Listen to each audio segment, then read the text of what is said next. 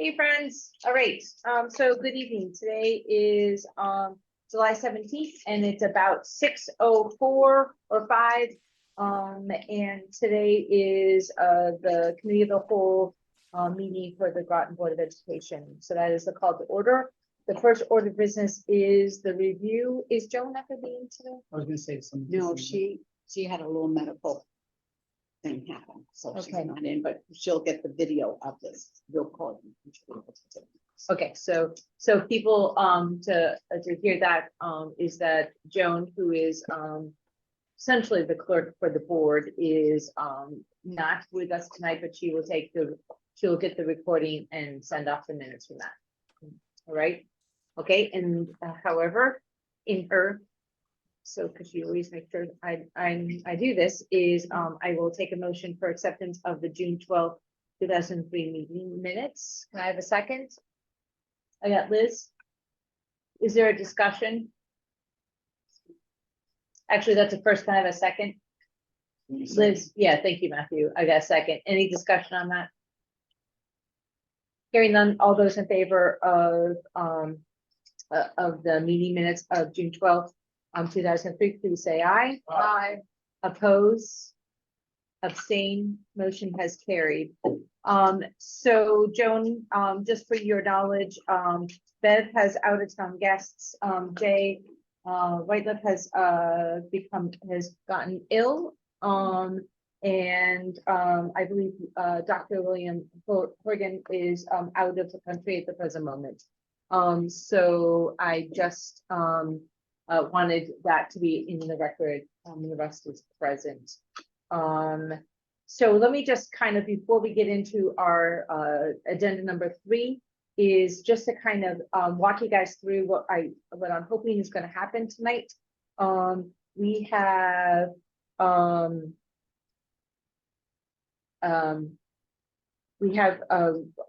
after the hard work of Matthew and his team, come up with the communication plan, and so we have received this numerous times, but just a great piece of work that you guys have done, and so you'll be presenting it to the board to ask questions and get clarification so that we can vote on the communication plan next week, so that it could be a thing. And then I was actually thinking that discussion and reflection, which I think would be your top 10, was actually going to go into the second meeting, but I see that it's here. Joyce and I Joyce was very diligent in getting a hold of me. I just wasn't there, but we will do your little bit reflection. And then because we are going to be going into executive session for the superintendent evaluation, it has to be a regular board meeting. It can't be just on the committee of the whole. It can't be a working meeting. And so we have, I'm going to close out this committee of the whole. Once we hear Susan, I will then call to order a special meeting, regular Board of Ed. And then we will go with a motion into executive session for purposes of talking about Susan's evaluation, or excuse me, superintendent's evaluation. So that's the lay of the land, and that's why we have 2 separate meetings. That's why you receive 2 separate agendas. Just wanted to clarify because it gets kind of confusing. I'm just trying to follow FOI laws. So without further ado, the other thing that I asked Susan to do until we find a hiree for the principal of the high school, I've asked that for every agenda topic or for every meeting, even if it's a little bit redundant, that we kind of keep that in our news. Specifically, my guess is as time goes, things are going to move pretty quickly, and this is just a way for the board to stay in. Rita, I don't think that you have this. It was sent out to the board. I just copied that one page. What So is it? the timeline of the Fitch High School. If she sent it out, I have it. Okay. You have extra copies. So I was able to sit with my team and get briefed today. Phil did a terrific job last week in my stead. so that I could go and enjoy the family. Put that in. I put that in the notes. And he briefed me on some of the things that they had already accomplished. We actually did call Mary Broderick, who really pulled this thing together in a heartbeat. I really have to commend her because she was able to put together the survey, get the focus groups organized, really put together the, help with the posting of what we're looking for in, a principle for our flagship pitch. And so a lot of the things that you see happening in mid-July have really been accomplished. So her first gathering of the timeline, we will be doing the profile once she gathers all the information from the focus groups. And one of those focus groups is going to be with the Board of Ed. And so we had discussed 2 possible dates for the board. She can do July 31st and also First. and July 24th, if you wanted to come to a meeting prior. And I talked to Joyce about this, and it can be considered a non-meeting if it's just a focus group for you all to talk. She said that would be fine. We could do it right before one of your existing meetings, or it could go on a non-meeting day, which is July 31st would be that Monday. We didn't want to push it Too far. beyond that. No. Couple problems with the 24th is that we do have a communications meeting before the board meeting, which we could push. And also, It would be It like would be 5 at- o'clock or 5:15, Right. and that might be early for people. and it would be at the town and it could be a combination Zoom in person. Mary said she could come in person to do the focus group, or she could Zoom. We could have it on both ways. It's just what works for best for the board. How about one of the things I can do is tomorrow, Susan and I are gonna be going over the agenda for next week. And if it looks like it's a rather light agenda, maybe we could try to have it next week, just so that we can get it done and we don't have to worry about that. How does that feel for people? Kim, maybe about 7 o'clock? Have it like part of our meeting, Well, like we're doing tonight, rather than try to come early. I know I can't make it on the 24th early, but okay, but maybe what we could do is Susan and I could really look at our meeting, and maybe we could make it an hour regular meeting if there isn't a lot. Yeah. I'm not thinking about what we have. And maybe we could just do it at 7, to your point. Like, I would prefer it not to be a long beforehand. It would be harder for me. The next week would be fine, but it's harder for me. So let me work that out. If not, maybe she could do a full remote on the 31st for 15-20 minutes, just to have us kind of come together. So it's not our regular Monday meetings, it's the 5th Monday. So I will see. With each of the focus groups, I think she's looking at about 45 minutes, and she's going to be meeting with the teachers. She's going to meet with non-certified staff, the administration, and she really wants to listen, and students, parents, community.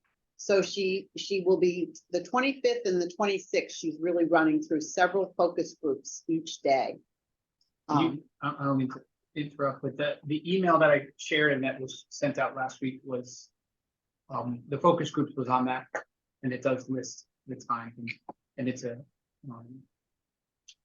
Zoom link, but again, it's denoted which group they're in. We could see who's involved. Okay. So I think those are really that in the survey. We already have 100 responses on the survey. I'm going to be sending out messages with my voice on our new parent square. You'll be very proud. I'm trying it out. And I'm going to send it to specific groups with the link so that and encouraging people to please participate. Because I think that this is really one of the major facets of having paid support, is to listen to our community on what they are expecting from a leader at the high school. I think that's so critical.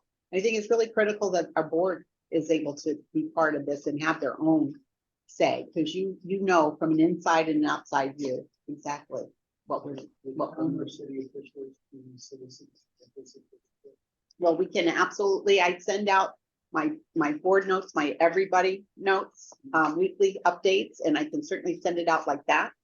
So that there we is a can encourage- message for them to at least do the survey, Matthew, because my husband filled out the survey. So it is out there, whether they're in a focus group, but they definitely, everyone seems to be They having can join the access. community group. And we're gonna Sure. also put it on the website, and we're gonna get it on the Facebook page. So the more information we can collect, I think the better idea we're gonna have. What the wants and needs. Kim, Yes, Lita. I'm just gonna reiterate again what I said last week. If we don't have a lot of responses and also because it's a summer, having parents, you know, I really want the input of parents in the community.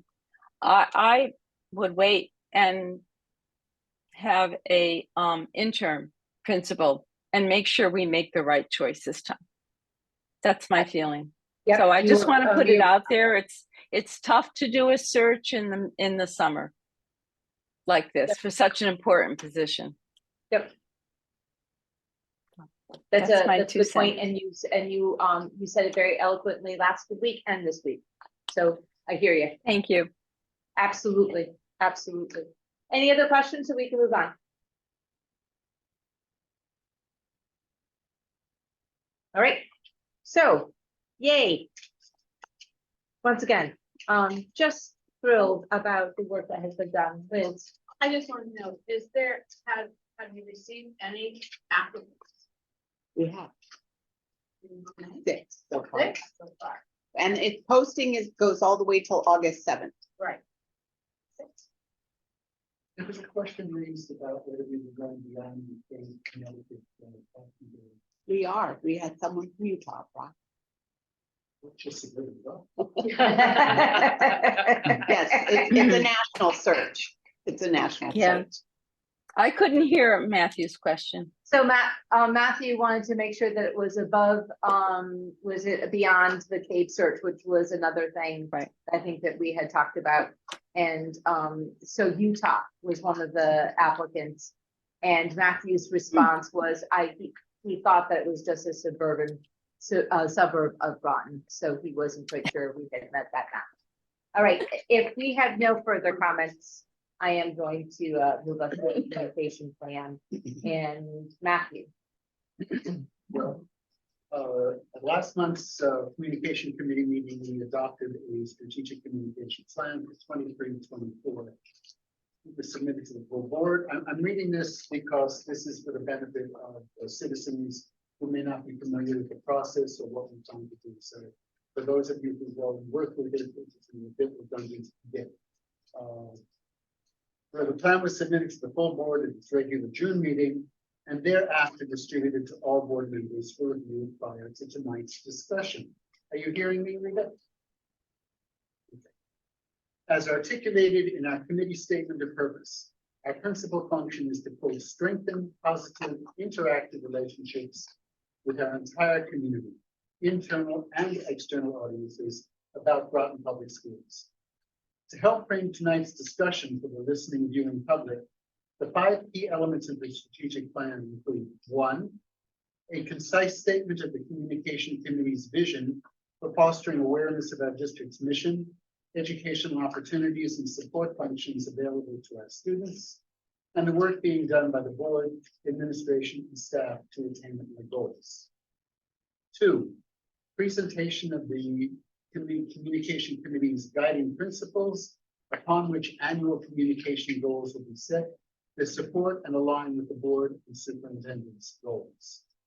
3, an inventory of internal and external stakeholders that communication strategies should strive to inform in an interactive fashion that encourages stakeholder feedback. 4, a directory of communication methods and tools. And 5, specific communication strategies to achieve Groton Public Schools' mission and the committee's guiding principles to both enhance stakeholder engagement and improve internal and external communications.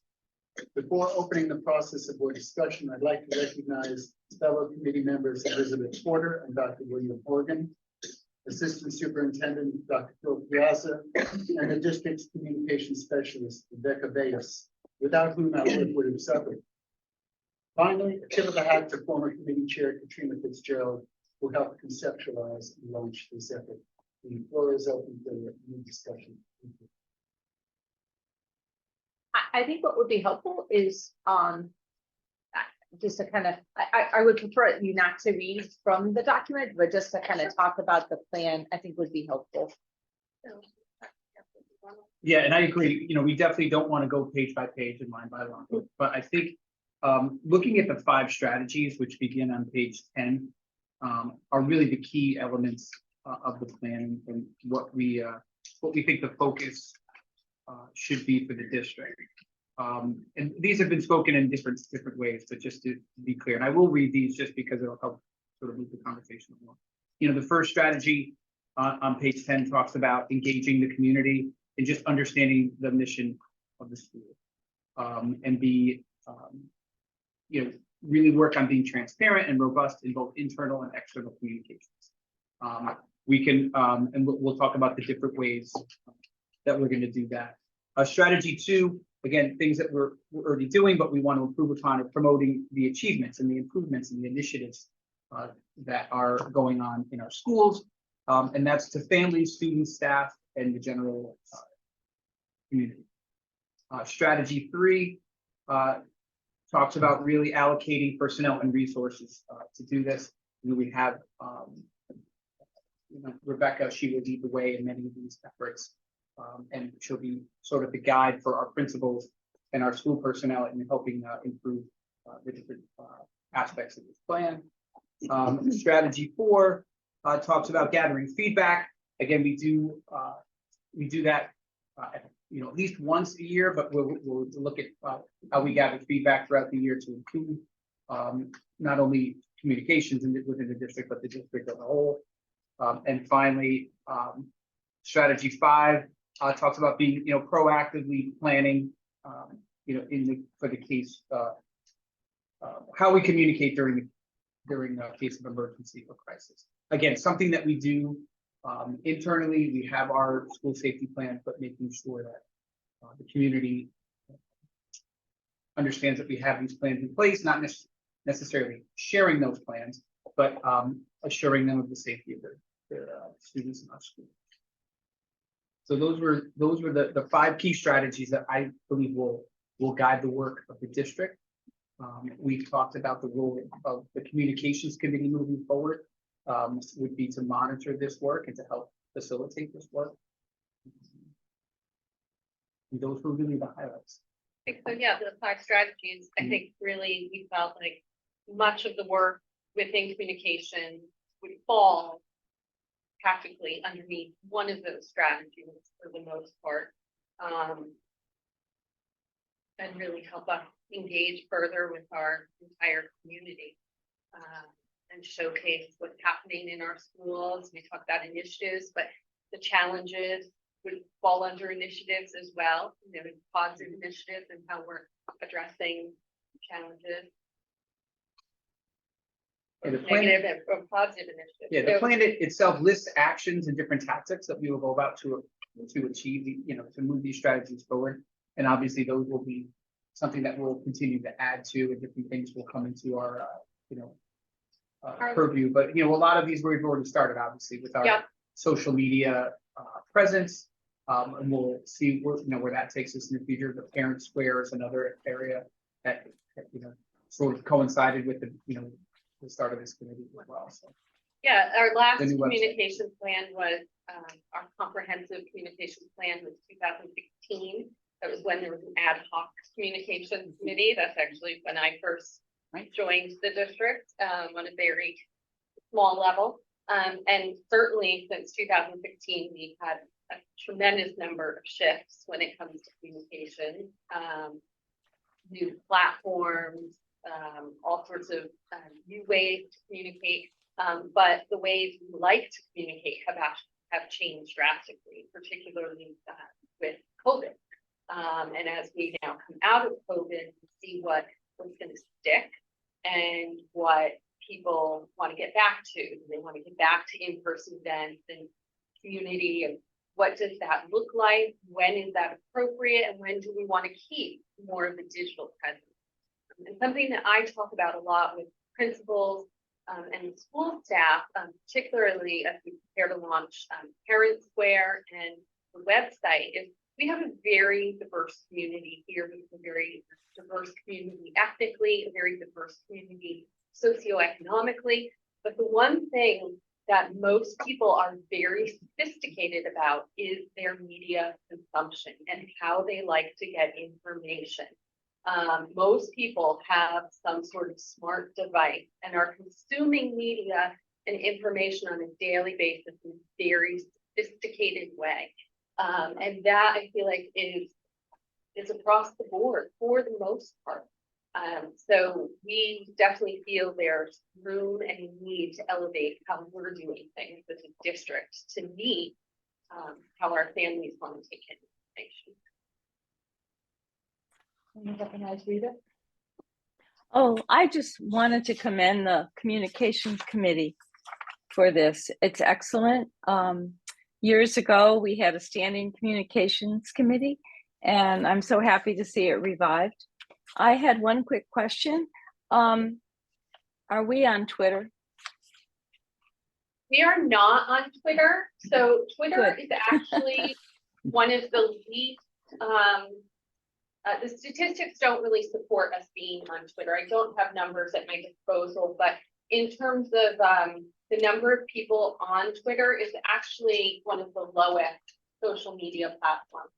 Oh no, I'm just very happy to hear that. I just was curious. It's a yes or a no. So our Facebook launch has gone very, very well. I mean, we're well beyond launch at this point. We've had great engagement on Facebook. People love getting a glimpse into our classrooms and our schools. Whenever we have a lot of pictures or videos to share, people love that. You know, we've talked a little bit about whether or not at some point we would want to dabble in Instagram, which is closely linked to Facebook, and have you know, there's a lot of synergy there. And again, with Mark Russell and Caitlin and all the images that we have in the district, that would be a logical place for us to go next if we chose to go deeper. But Facebook's been very successful. I'd add that the environment changes so rapidly. In the couple of weeks since we've done this plan, we now have threads, Yes. which didn't exist 45 days ago. So, you know, we know that Rebecca is going to monitor this, and if it's deemed appropriate, we'll probably move there, but we're not in a hurry to make a mistake. Good. Thank Great. you.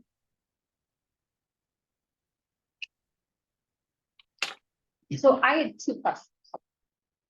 One is, I think what's really kind of neat about the strategic plan is that it gives us a way to kind of think about it in terms of the budget. And so, because I was in some of our initiatives and what have you, I was noting that, you know, I wonder how, you know, and I guess this goes more towards the two of you, is how you take these, like our communication specialists, and how do you take, you know, any subscription that we would have to do to whatever. How do we take that to ensure that we have in our budget embedded our ability to be able to pass along that communication. That was like, that's what hit me. And only hit me because I read through all of your stuff and I was like, okay, so how are we going to do this? And how do we sustain? And how do we sustain it? And so how does that get embedded into our budget so that it's part of doing what we do? And then the second, and I think you alluded to it, Phil, is I see this as the Groton Public School District's communication plan born out of the committee of the board. But what does this mean for the board in terms of the subcommittee? Like what is the role now of the subcommittee? Take a crack at it, but I don't think I have a crack. Our next step that I've discussed in Phil is to discuss, okay, we have all these possible things we can do. And you know, we only need 12 times a year, and we don't have unlimited time, we certainly don't have unlimited budget. We know things that are gonna pop up that we can't even imagine. So I prepared a form that I could show to Phil, and at our next meeting, I'll get this to you in the next couple of days. If you don't have it. I mean, just a simple form, 6 things, and say, what are the 6 things that you think are the easiest to be successful at? And what do you think are the 6 things that are most important that we should be doing? And see if we can have some A's match with some ones. And pick a couple of things that we can work on. I think the first thing we've done, we think we've agreed to address is Kim made a referral about developing a document that can be used to meet a variety of needs that the board has already articulated. One was trying to attract some of the many people who are coming to work in Groton to actually live in Groton and settle here. Housing was an issue, and so Kim mentioned something for real estate brokers. So I've done some research on that and shared that with Bill. But our town and our city websites have nothing about our students. The chambers of commerce have nothing about anybody's students. The economic development office of the town has nothing about our students. So I'm saying this document, if we can, I'm not sure we can, but if we can come up with a single document that can have some multiple audiences, and maybe if we need to staple a little note that's aimed at the brokers, or aimed at the new potential business owner, have one document that can do a positive promotion information. And I'll just add to that in that, you know, I don't think we're looking at this. This is not a list of tasks for the board for the communications. I think similar to the curriculum committee, I can speak to, since I'm on that as well, is that the expectation will be periodically throughout the year. We'll hear from principals as to how they're carrying out this plan. We'll hear from central office. We'll hear from Rebecca, of course, as to the different, you know, and then they'll be reported out to the board. You know, so this is a nice document that will guide the communications committee in monitoring its Outreach and effort. efforts. Yeah. I even see that you could add a few questions on a culture Implementation. climate Yeah. survey that goes out to all families related specifically to this. So that's another way to hold us accountable. Right, and communications, I just, you know, communication was identified on all the building surveys as Mhm. important, and that has come up in the past. We did our last communication survey, gosh, probably about 2 years ago, but a lot of what came out of that has been in the works since then with the website and other things that we're working on here already. This really captures both a lot of the work we want to do, and speaking to elevating and expanding communication, as well as some of the work that's been in the works for a little bit now, but will come to fruition over the next couple of months.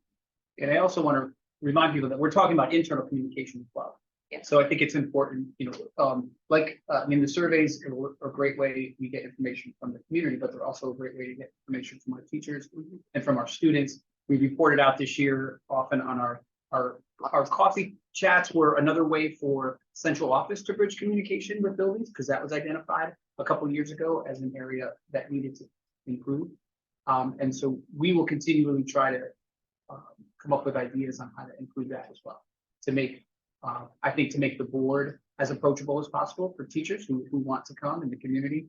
And just like central office, you know, we don't want, you know, we're always trying to find ideas as to how we can bridge those, and, you know, any kind of gaps. So it's for internal and external. I mean, communication is really part of everything we Right. do. It's part of every department, there really is a layer of it, whether it's internal or external, everything we're doing, some way. I'm gonna recognize Dean, Andrea, Andrea, Andrea sitting next to me. Your hand is still up, so I don't know if you have another question, but I am going to recognize Dean first. You hear me, Rita? Yes, I can hear you. I didn't mean to have my hand up. Sorry. No, that's okay, that's, not, yeah, my point was, might be forward from the microphone, please. Okay. The only thing, not questions, comments, use of the term stakeholder and stakeholder. When I first began to see that word outside the traditional usage of someone who owns shares in the company, for example, or literally a stakeholder, the old-fashioned sense of the word. I've seen it used in a broader and broader manner. It can be abused. When I think of stakeholders, it's not a business, of course, so I can't make the argument about capitalist stakeholders, or the stakeholders of the corporation. But the kids are in the middle.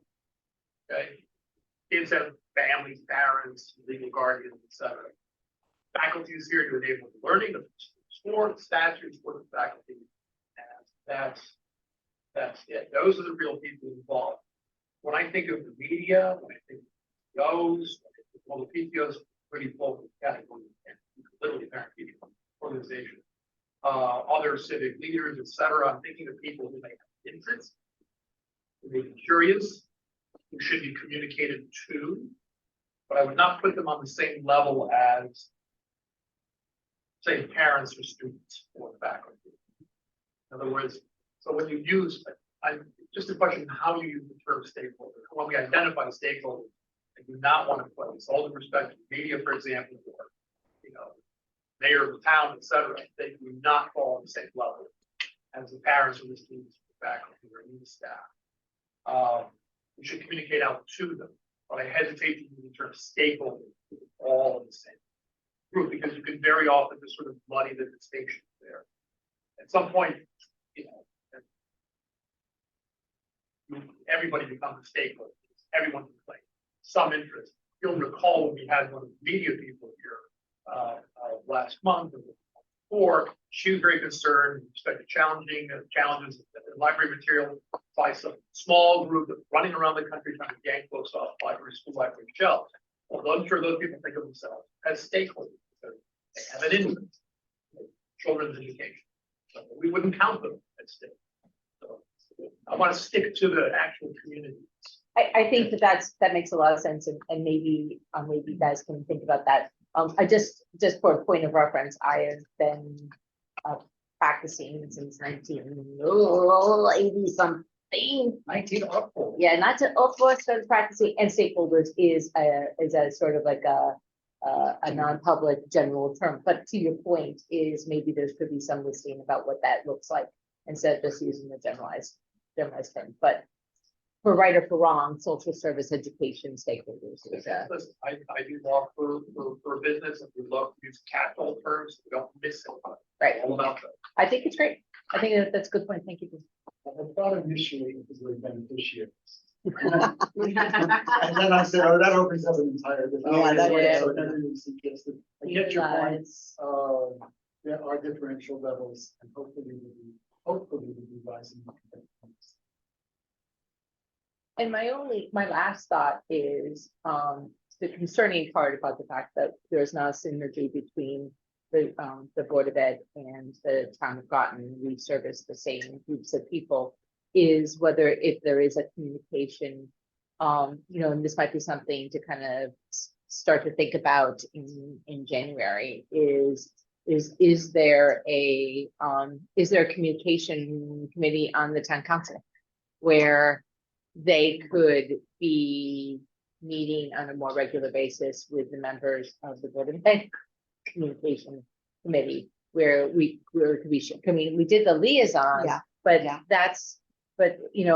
or maybe, or to look at it, maybe it's the communication committee kind of takes lead on the liaison to make sure that there is some places, so maybe we don't need to add an extra meeting, but we need to add a space where all of the people get together, and we tend to share our stuff because I think we're very active, and so I think the public school tends to take lead in those liaison meetings. But is there a way to kind of be more mindful around making sure that the stuff that's happening in the public school is given to the town so that everyone can kind of boast about what's happening in the district and vice versa. I mean, what's building, what's not being built, what's happening, what's not. To my knowledge, the town doesn't have communication. That's You cut the phrase to my mouth.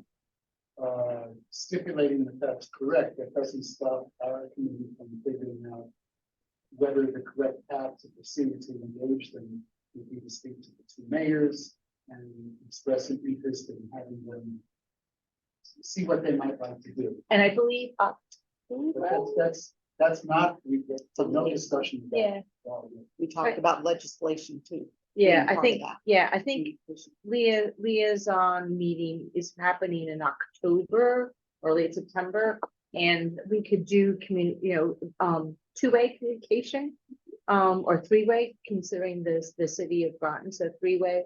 Because we were also taking a look at how do we think about legislation that's coming down the pike that's impacting the public school, but also impacting. I'd like to see that happen. Yeah, absolutely. Any other questions or comments? Once again, nice job. Well done. Well done. So also, may I circle back? I want to say personally, this is really driven and I totally respect Rebecca's our students. She has really gone above and beyond. Thank And you. I want to say, if we had a little star award, just I would definitely give you a gold star. But I just want to say that you are an invaluable member of this team. And I just want you to know how appreciative we are of your hard work and how much this has really taken up a lot of your time and some of your time that's not been, that's been on your own. So I want to acknowledge that, make sure that you're aware that you put a lot of extra time into this. And to say thank you. You're welcome. Thank you. I'm very passionate about communications and it's been a collaborative effort. And you know what? I want to give a shout out. William, Dr. Morgan had attended a CAVE conference last year, I believe, and had gotten a copy of the communication plan from Oxford Public Schools. Yeah. And we did use that initially, which really became a great thought starter for all of us. We sort of took some of that and then really started to make it our own and craft it and figure out what we liked. They talked about, and that really helped inform a lot of what we put forward. So we do have a little acknowledgement to them as well. But I think in the end, it really did become our own. It was a good model. And Yeah, it was a good model. almost like Thank you. Thank you note. I was going to ask if you would like to draft a letter.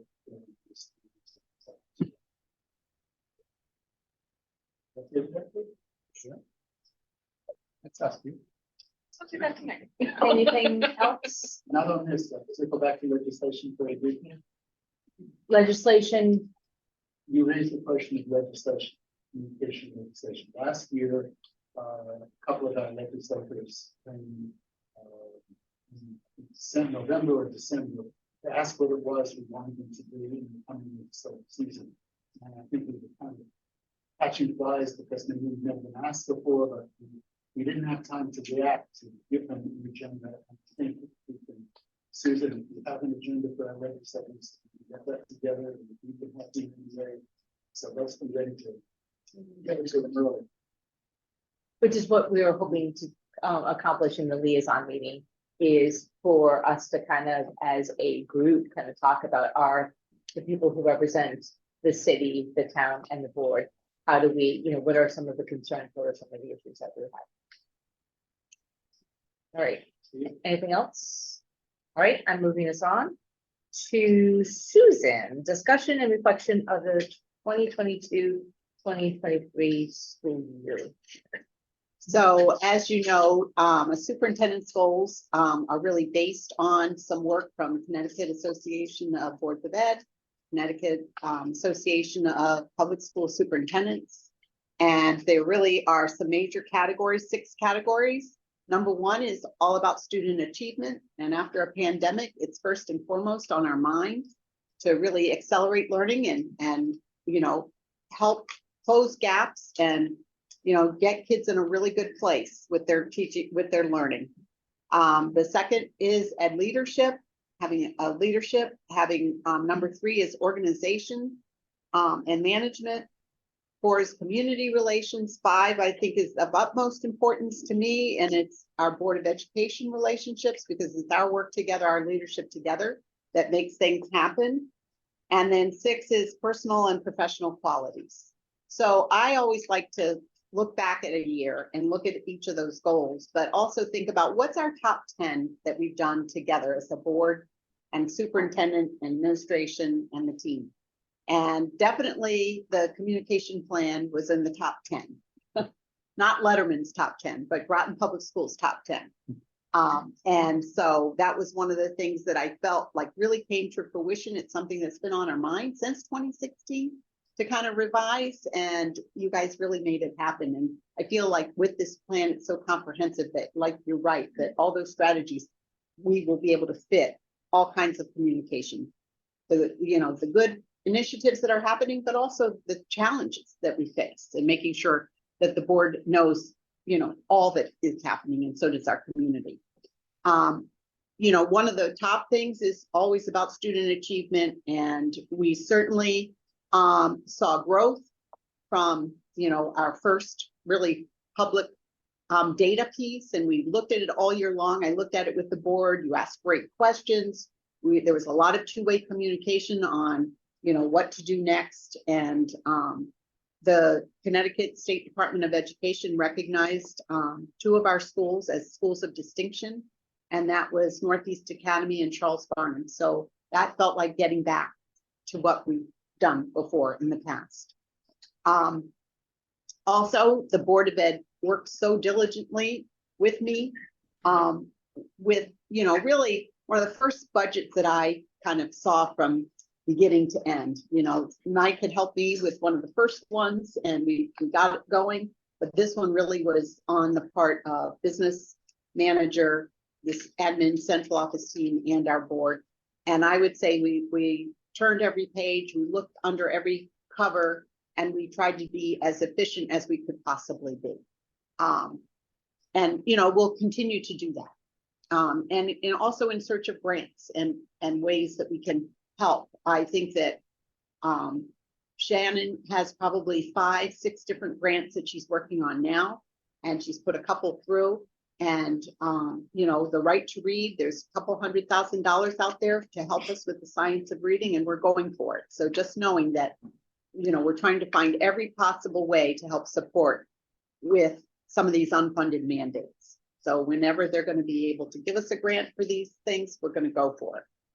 I would also say that in that process of the budget, one of the biggest ticket items, was negotiating that bus contract. And thanks to Sam Kilpatrick, who, with his building and facilities, he also has transportation under his hat, and really working hard to negotiate so we wouldn't be faced with $1 million out of the gate that first year, to kind of streamline that increase.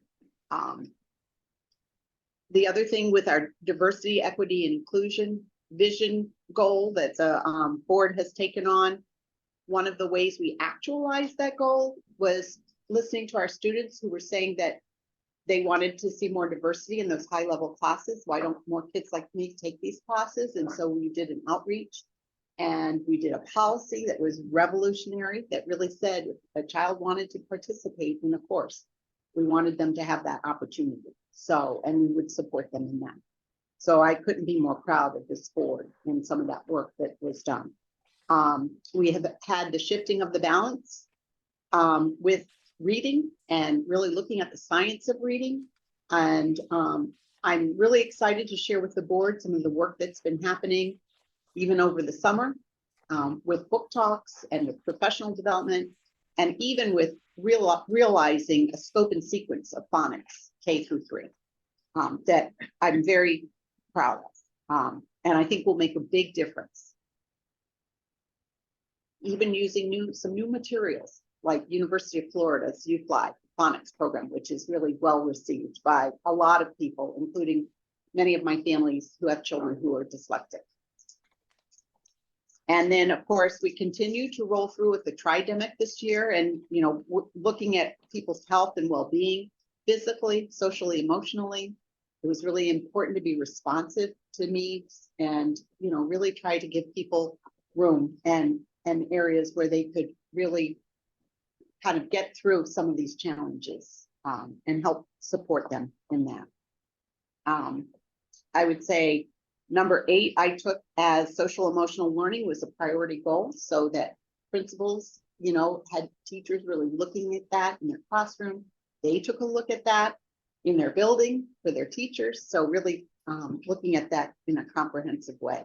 And then there was the mentor program. We hit our 25th year. And, with COVID and some of those things where we didn't have people in the buildings as much, we really were losing that program. But I feel like it was really revived in 1 year. And I see that we'll continue to have a revival. And that's very exciting. And that can also fall under communications. How do we get more people involved in that? And I think it's a real benefit to our students. And then, summer work, I'm always so surprised to see teachers come out after a very long, difficult year and come out to support their students. They support them with summer learning, with camps, with summer school, with tutoring. They come out to do book talks and curriculum work and professional learning. And you would think, some people say teaching is a 10-month job, but not in this district. I don't see that at all. I really see it as a full year job. And yes, people get some vacation time and they need that vacation time.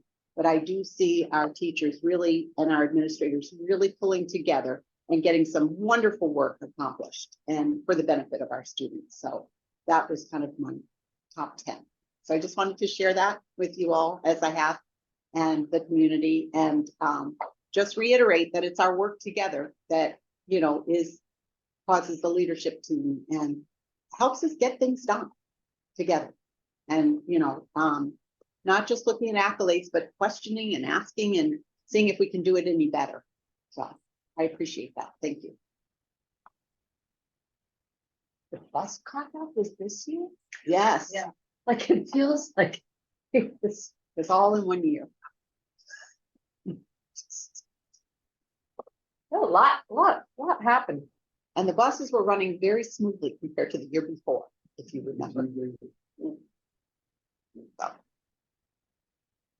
Yeah, I didn't have any meetings. this- So, that was really nice. Yeah. I think what I appreciate, is I think I've seen it, is your top 10, is like how much has happened in 180 days. And like, you don't like, I think like sometimes I just feel like I'm like, what's next, what's next, what's next? And so it's really nice to have that broad scope of all the things that have happened under your leadership. Thank you. And yours, all of yours. Appreciate it. It's teamwork. Any other questions or comments about that?